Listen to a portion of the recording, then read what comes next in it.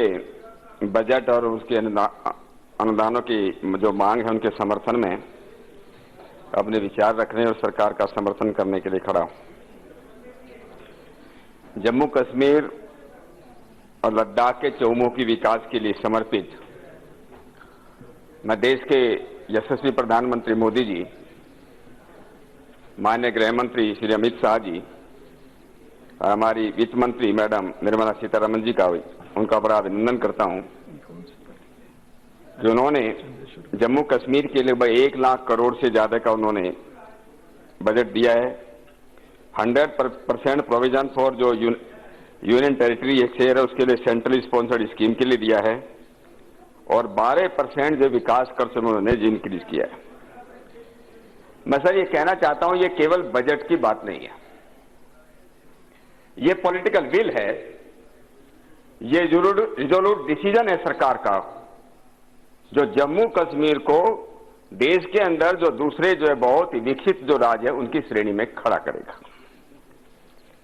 दुर्भाग्य से पिछले लगभग 70 वर्षों में वो पॉलिटिकल विल हमारे पास नहीं थी और इसलिए 2016 का सर्जिकल स्ट्राइक हुआ, 2019 का बालाकोट का एयर स्ट्राइक हुआ और 2019 के अंदर 5 अगस्त को जब 370 और 35A को इस सदन ने खत्म किया, मुझको लगता है ये सबसे बड़ा विष्णु प्रहार था। ये अलगाववादियों की सुरक्षा हटी, उनके समर्थकों को नजरबंद किया गया और कश्मीर के लिए एक नए युग का सूत्रपात हुआ। भारतवासियों को सबको एक भरोसा दिलाया कि केंद्र के अंदर बहुत ही सशक्त, बहुत ही सक्षम और एक बहुत ही कठोर निर्णय लेने वाली सरकार है।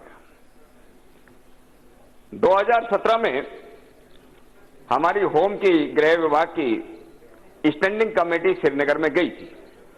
मैं केवल एक उदाहरण देना चाहता हूं कि 2017 में कश्मीर की क्या व्यवस्था थी और क्या स्थिति थी।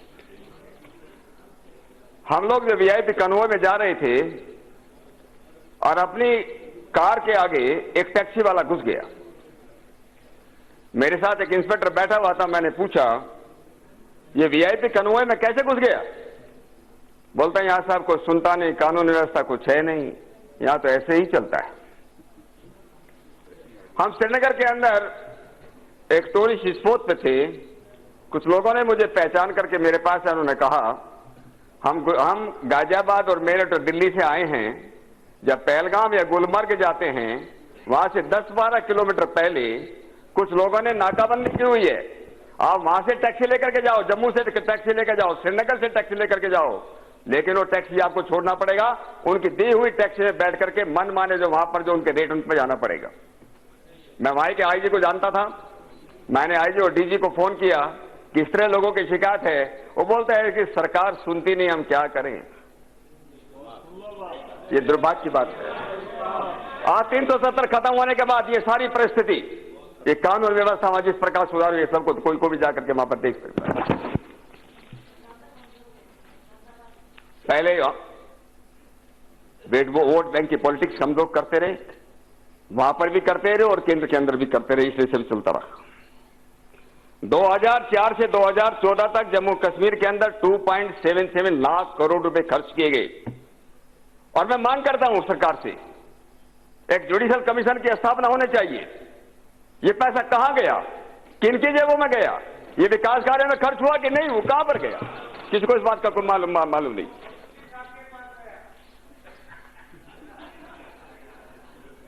ये केवल जेबों की बात नहीं है, बहुत हमारे साथियों को यह बात मालूम होगी कि जिस प्रकार से आतंकवाद और अलगाववाद, कट्टरवाद, किस प्रकार से उसकी बुनियाद में ये जो हमारा कुछ पैसा उसके अंदर भी गया है, इसलिए जरूरी है।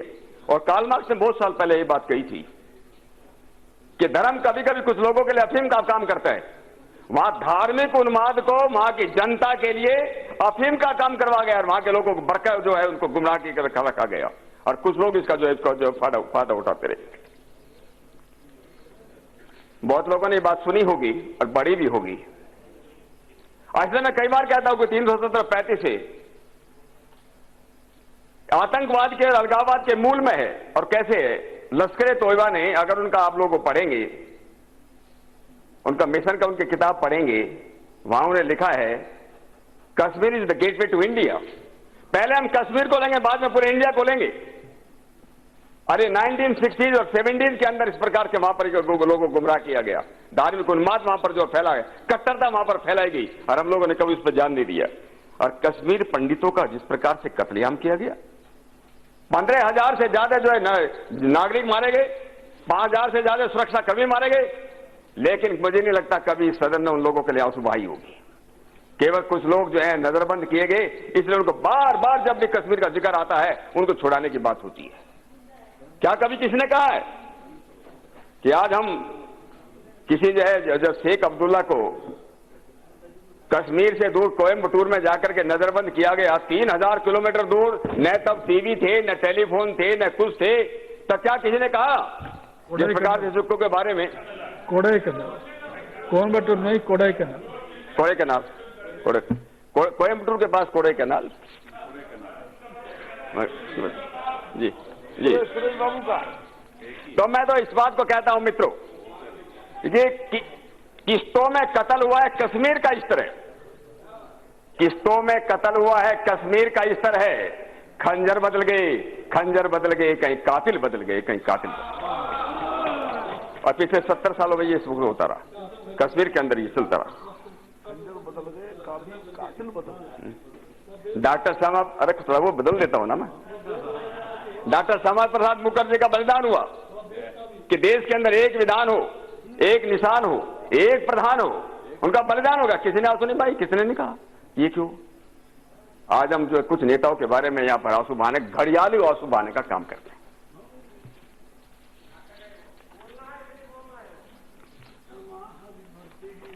मैं हमारे इस बजट के अंदर मैं सरकार का धन्यवाद करना चाहता हूं कि जिसको कहते हैं कि 8 फोल्ड स्ट्रेटेजी बनाई गई, हम किस प्रकार से, मैं जो बातें आई उनका मैं जिक्र नहीं करना चाहता कि पंचायतों को किस प्रकार से अधिकार के, किस प्रकार से पंचायतों का, अर्बन बॉडीज का किस प्रकार से अलग सुनना, कैसे उनका 10 टाइम्स ज्यादा जो है उनकी जो फाइनेंशियल पावर्स बढ़ाई गई, किस प्रकार से स्ट्रक्चर बढ़ाया जा रहा, किस प्रकार से मोर देन 85,000 ग्रीवेंस जो लोगों के जो महासोल के गवर्नर ने उसको शुरू किया, अभी भी उसको जो चालू है, किस प्रकार से जो है जितनी भी सोशल जितनी भी स्कीम है भारत सरकार उन पर जिस प्रकार से काम कर रही है, उनको मैं जिक्र करने की जरूरत नहीं, काफी बातें उसमें आ गई हैं। सोशल सिक्योरिटी 9 प्रकार की, स्कीम फॉर स्टूडेंट फॉर 14 प्रकार की, scheme for farmer 10, skill development 3, subsidy scheme 5 और bank rate link 7, other scheme 5। इस प्रकार इतनी जितनी फ्लैगशिप स्कीम जितनी भारत सरकार की है सबको वहां पर जो है लागू किया जा रहा है। 14th फाइनेंस कमीशन ने जो कहा उसके आधार पर पंचायतों को, जैसे मैंने कहा, मोर देन 4,000 करोड़ जो है उनको जो है उनको दिया जा रहा है। उनको 29 सब्जेक्ट जो ट्रांसफर की, समय खत्म हो रहा है, मैं तो कानून व्यवस्था की बात हमारे दूसरे कुछ मित्र भी करेंगे, अभी आ रहा है। कानून व्यवस्था के बारे में सरकार के जो रिपोर्ट है कि 60% जो है स्टोन थ्रोइंग में जो है कमी आई है, 60%।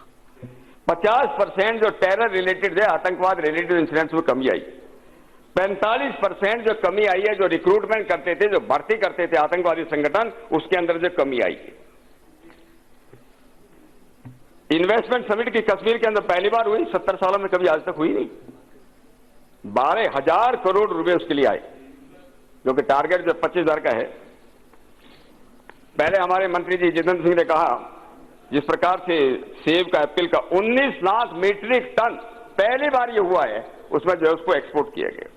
सारे कानून जो है वहां पर जो है अभी लागू होना शुरू हो गए। एम्स मेडिकल जो है इसके बारे में मैं नहीं बात करना रहा। मेरे कुछ अध्यक्ष जी, मेरे को सरकार को कुछ सुझाव भी, हम लोग जो है मंदिर के उसके बारे में, टूरिज्म के बारे में हम लोगों ने लगभग सब मिलाकर के लगभग 1600 करोड़ रुपए हमने टूरिज्म के लिए रखा है बजट में। 1,000 करोड़ प्रधानमंत्री के पैकेज में डेवलपमेंट पैकेज के अंदर है, 560 करोड़ जो है इंफ्रास्ट्रक्चर डेवलपमेंट के लिए है और 40 करोड़ फॉर प्रमोशन ऑफ जो है टूरिज्म के लिए है। मेरा कहना है कि वहां पर कुछ इस तरह जो प्रसिद्ध जो मंदिर हैं, चाहे वो सूर्य जो है मंदिर जो है मार्तंड का हो, एलसी मोनास्ट्री लेह की हो, हरी पर्वत हो, इन सब पर ध्यान पर बजट देने की जरूरत है। स्थानीय कारीगरों को काम मिलेगा और वहां पर जो है टूरिज्म बढ़ेगा और इस प्रकार से वहां की डेवलपमेंट जो है उसको ज्यादा होगा। एक में जो है अभी हमारे अरविंद सावंत जी कह रहे थे कि कश्मीरियत क्या है, इस बात का बड़ा जिक्र हम लोग करते हैं कि कश्मीरियत क्या है। बहुत लोगों को शायद ये बात मालूम नहीं होगी, कश्मीर के अंदर 62 भाषाएं या बोलियां बोली जाती। कश्मीर के नाम पर एक भी टेक्स्ट बुक नहीं, किसी स्कूल में, कॉलेज में, यूनिवर्सिटी में कहीं कश्मीरी नहीं पढ़ाई जाती। और वहां की जो राजभाषा है वो उर्दू है, जिसको बोलने वाले केवल मात्र 14,000 लोग हैं। केवल 14,000 लोगों के लिए उर्दू का मनवा नहीं आएगा, हम कैसे उसको वहां पर जो है विकास करेंगे। तो ये जो 62 हमारे भाषाएं बोलियां हैं, उनको जो है विशेष रूप से हम लोग जो है दूसरी जो भाषाएं हैं वहां डोंगरी है, गुजरी है, इनको भी बढ़ाने की जरूरत है। एक शारदा स्क्रिप्ट भी है वहाँ। वो भी मैं आ रहा हूँ सर, उसमें मैं आ रहा हूँ। आपका हो गया ना? हाँ, जो टाइम फिक्स था उससे ज्यादा हो गया, जल्दी से। मेरा ज्यादा हो गया, मैं थोड़ा जल्दी कर 2 मिनट में खत्म। ठीक। तो मैं कह रहा था कि डोंगरी, पहाड़ी, कश्मीरी, इसी प्रकार से मैं चाहता हूं कि government sponsor radio TV station वहां पर हो, गवर्नमेंट लिटरेचर फेस्टिवल्स हो, ताकि इन भाषाओं को वहां बढ़ावा दिया जाए। मैं एक उदाहरण लद्दाख का जरूर देना चाहता हूं कि लद्दाख में कैसे हुआ। लद्दाख में जो भोटिया है वो 31% वो घट गई और वहां पर तिब्बती थे 131%, 118% बढ़ गई। तो यहां पर भी अगर हम इन भाषाओं को जोड़ नहीं देंगे तो उसमें बड़ा गड़बड़ होने की चांसेज है।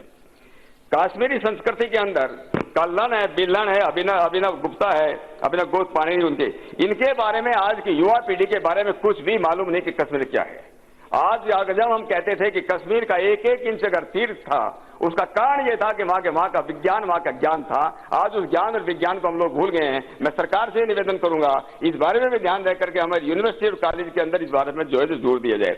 आप जो अध्यक्ष जो आप जो बोल रहे हैं, हमारा जो रघुनाथ लाइब्रेरी है जम्मू के अंदर, उसमें ब्राह्मी, पाली, शारदा, संस्कृत, तिब्बतन के इतने मैन्युस्क्रिप्ट हैं, हस्तलिखित इतने ग्रंथ हैं उसके अंदर, उसमें भी काम करने की जरूरत है, उसको प्रिजर्व करने की जरूरत है। उसके लिए भी कुछ पैसा बजट में उसके लिए पैसा देना बहुत जरूरी है। बहुत ही दुर्लभ ग्रंथ उस जो है वहां पर उसमें है। धन्यवाद सत्यपाल सिंह जी। सर मैं एक मिनट मुझे दे दीजिए बस। धन्यवाद। मैं एक कश्मीरी पंडितों की बात लास्ट में करना चाह रहा हूं। लाखों कश्मीरी पंडित को वहां से जो है मारा गया, भगाया गया। आज भी हम उसको जो विस्थापित बोलते हैं। वहां कोई न्यूक्लियर प्लांट नहीं आया था, वहां कोई नया डैम नहीं बना था कि उनको विस्थापित कहा जाए। वहां तो नरसंहार किया गया, जीनोसाइड हुआ। हमें पूरे सदन को स्वीकार करना चाहिए कि कश्मीरी पंडितों के साथ जो जात हुआ ये नरसंहार हुआ। हर सब इसको स्वीकार करते नरसंहार हमको करना चाहिए। एक और मैं निवेदन करूंगा अध्यक्ष जी, हजारों जो है FIR रजिस्टर की गई, एक भी केस में आज तक, किसी भी केस में आज तक सजा नहीं हुई। मैं सरकार से निवेदन करूंगा कोई कमीशन बनाया जाए, कोई SIT बनाया जाए, इन केस को री इन्वेस्टिगेट किया जाए। जिन लोगों ने गड़बड़ किया उनको जो है उनको सजा उसमें मिलना चाहिए। Thank you, thank you. गिरफ्तारी नहीं हुई। जिन लोगों ने लूट कर उनके मकान को, दुकान को, जमीन को, मंदिर को तोड़ कर जो लगाया है, उसके बारे में बजट की तरफ मैं वो करता हूँ, एक नीति बनाया जाए, कॉर्पस मैं अभी चंदेश्वर प्रसाद जी को